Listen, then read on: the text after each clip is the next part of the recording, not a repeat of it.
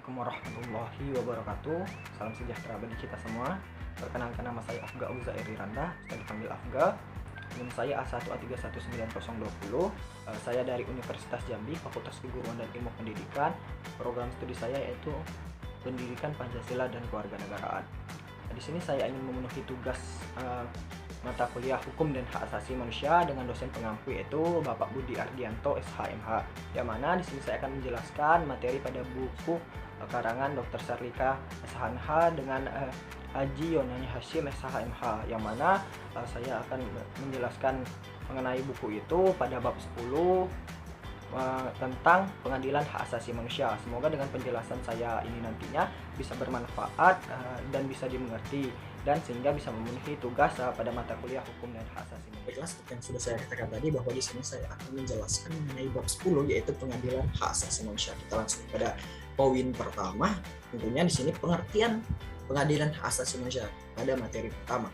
Di sini pengertian pengadilan hak asasi manusia menurut Undang-Undang Republik Indonesia Nomor 26 tahun 2000 tentang pengadilan hak asasi manusia. Dijelaskan bahwa pengadilan hak asasi manusia yang selanjutnya disebut pengadilan hak asasi manusia adalah pengadilan yang khusus terhadap pelanggaran hak asasi manusia yang berat. Pengadilan hak asasi manusia merupakan pengadilan yang khusus yang berada di lingkungan pengadilan umum yang terkhusus mengadili pelanggaran hak asasi manusia. Kemudian pada materi kedua, di sini saya akan mencoba menjelaskan mengenai dasar hukum pembentukan pengadilan hak asasi manusia. Yang mana dasar hukum tersebut salah satu perwujudan dari perlindungan HAM bahwa seseorang yang melakukan pelanggaran HAM berat yang dapat diketahui harus diadili dan bila terbukti harus dihukum sesuai sanksi hukum yang diancamkan. Hal tersebut seperti yang diatur pada pasal 104 Undang-Undang Nomor 39 Tahun 1999 tentang Hak Asasi Manusia yang menentukan ada ayat 1 di sini untuk mengadili pelanggaran HAM yang berat bentuk pengadilan hak asasi manusia di lingkungan peradilan umum. Yang pada ayat kedua, pengadilan sebagaimana dimaksud dalam ayat 1 dibentuk dengan undang-undang dalam jangka waktu paling lama 4 tahun. Kemudian pada ayat ketiga, sebelum terbentuk pengadilan hak asasi manusia sebagaimana yang disebutkan dan sebagaimana dimaksud dalam ayat 2, maka kasus-kasus pelanggaran HAM sebagaimana dimaksud dalam ayat 1 diadili oleh pengadilan yang berwenang. Itulah sebagai dasar hukum pembentukan pengadilan hak asasi manusia ini. Kemudian kita lanjut kepada materi ketiga. Materi ketiga yang akan saya jelaskan di sini yaitu latar belakang terbentuknya pengadilan hak asasi manusia. Di sini hal yang melatar belakangi terbentuknya pengadilan hak asasi manusia tersebut ada pasal 104 ayat 2 Undang-Undang Nomor 39 Tahun 1999 dijadikan dasar bagi pembentukan pengadilan hak asasi manusia atau HAM sebagaimana dikemukakan oleh Surjono Dirjosisworo sebagai berikut. Di sini katakan bahwa pasal 104 ayat 2 Undang-Undang Nomor 39 Tahun 1999 menentukan pembentukan pengadilan hak asasi manusia dalam jangka waktu 4 tahun. Indonesia ternyata mampu membangun pengadilan hak asasi manusia dalam waktu kurang dari 3 tahun. Pada awal tahun 2002, pengadilan hak asasi manusia dengan semua keperangkatan yang dibutuhkan sudah siap secara operasional. Pengadilan berwenang yang dimaksud dalam ayat 3 adalah pengadilan umum atau pengadilan militer sesuai dengan status terdakwa. Melalui proses yang cukup panjang, akhirnya terbentuklah pengadilan HAM ad hoc.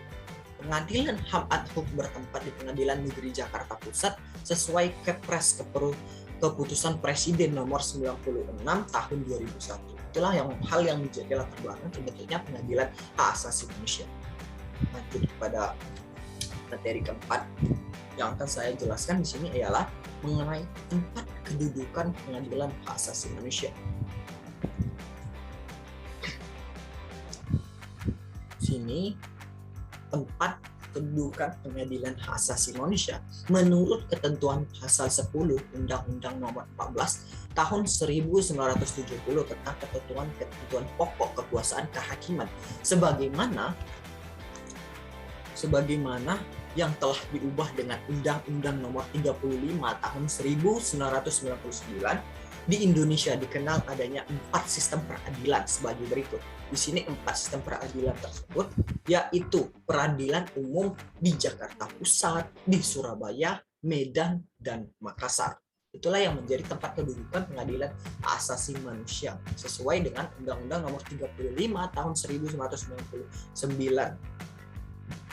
Lanjut kepada materi kelima. Di sini saya akan mencoba menjelaskan mengenai susunan struktur dalam pengadilan hak asasi manusia.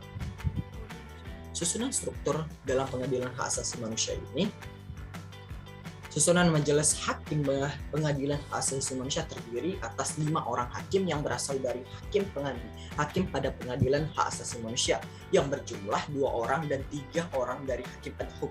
Majelis hakim ini diketuai oleh salah seorang hakim dari pengadilan yang bersangkutan.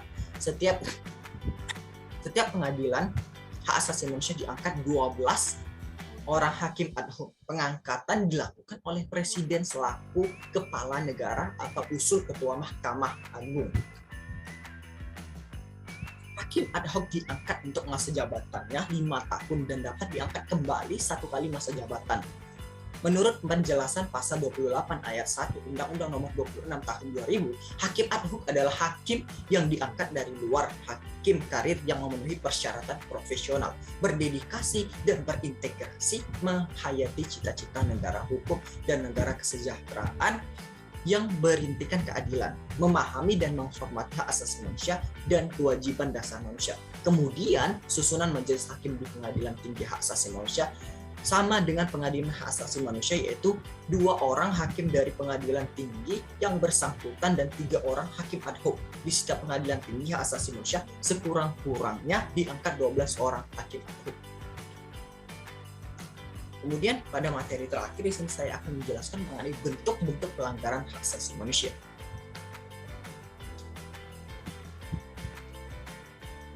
Ada bentuk-bentuk pelanggaran hak asasi manusia menurut Undang-Undang RI Republik Indonesia Nomor 26 Tahun 2000 tentang pengadilan hak asasi manusia dijelaskan bahwa pelanggaran hak asasi manusia yang berat adalah pelanggaran hak asasi manusia sebagaimana dimaksud dalam undang-undang ini. Pelanggaran hak asasi manusia adalah setiap perbuatan seseorang atau kelompok orang termaksud aparat negara baik disengaja ataupun tidak disengaja, atau kelalaian yang secara hukum mengurangi, menghalangi dan membatasi dan mencabut hak asasi manusia seseorang atau kelompok orang yang dijamin oleh undang-undang ini dan tidak didapatkan atau dikhawatirkan tidak akan memperoleh penyelesaian hukum yang adil dan benar berdasarkan mekanisme hukum yang berlaku menurut Undang-Undang Nomor 26 Tahun 2000 tentang Pengadilan Hak Asasi Manusia. Undang-Undang Nomor 26 Tahun 2000 adalah sebagaimana dijelaskan dalam pasal 7 yang berbunyi sebagai berikut: pelanggaran hak asasi manusia yang meliputi yaitu 1. Kejahatan genosida dan 2. Kejahatan terhadap manusia. Baiklah, di sini saya mengucapkan terima kasih karena telah menonton video ini, dan kemudian di sini jika ada kata yang salah saya mohon maaf. Semoga video ini bisa memberikan pengetahuan dan bisa memenuhi tugas hukum dan hak asasi manusia. Mungkin hanya itu.